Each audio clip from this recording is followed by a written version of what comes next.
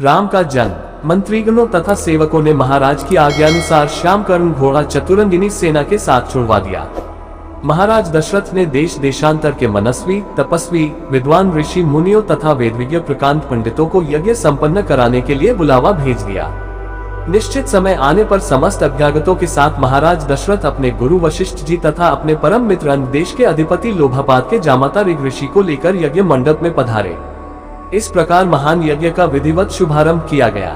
संपूर्ण वातावरण वेदों की ऋचाओं के उच्च स्वर में पाठ से गूंजने तथा समिधा की सुगंध से महकने लगा। समस्त पंडितों, ब्राह्मणों, ऋषियों आदि को यथोचित धन धान्य, गौ आदि भेंट करके सादर विदा करने के साथ यज्ञ की समाप्ति हुई। राजा दशरथ ने यज्ञ के प्रसाद चरा को अपने महल में ले जाकर अपनी तीनों रानियों में वितरित कर दिया। प्रसाद ग्रहण करने के परिणाम स्वरूप परमपिता परमात्मा की कृपा से तीनों रानियों ने गर्भ धारण किया। जब चैत्र मास के शुक्ल पक्ष की नवमी तिथि को पुनर्वसु नक्षत्र में सूर्य, मंगल, शनि, बृहस्पति तथा शुक्र अपने अपने उच्च स्थानों में विराजमान थे, कर्क लग्न का उदय होते ही महाराज दशरथ की बड़ी रानी कौशल्या के गर्भ से एक शिशु का जन्म हुआ, जो कि श्यामवर्ण, अत्यंत तेजोमय, परम कांतिवान तथा अद्भुत सौंदर्यशाली था। उस शिशु को देखने वाले थके से रह जाते थे। इसके पश्चात शुभ नक्षत्रों और शुभ घड़ी में महारानी कैकेयी के एक तथा तीसरी रानी सुमित्रा के 2 तेजस्वी पुत्रों का जन्म हुआ। संपूर्ण राज्य में आनंद मनाया जाने लगा। महाराज के 4 पुत्रों के जन्म के उल्लास में गंधर्व गान करने लगे और अप्सराएं नृत्य करने लगी। देवता अपने विमानों में बैठकर पुष्प वर्षा करने लगे। महाराज ने उन्मुक्त हस्त से राजद्वार पर आए हुए भाट चारण तथा आशीर्वाद देने वाले ब्राह्मणों और याचकों को दान दक्षिणा दी।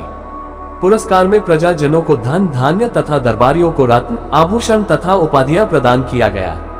चारों पुत्रों का नामकरण संस्कार महर्षि वशिष्ठ के द्वारा कराया गया तथा उनके नाम रामचंद्र, भरत, लक्ष्मण और शत्रुघ्न रखे गए। आयु बढ़ने के साथ ही साथ रामचंद्र गुणों में भी अपने भाइयों से आगे बढ़ने तथा प्रजा में अत्यंत लोकप्रिय होने लगे।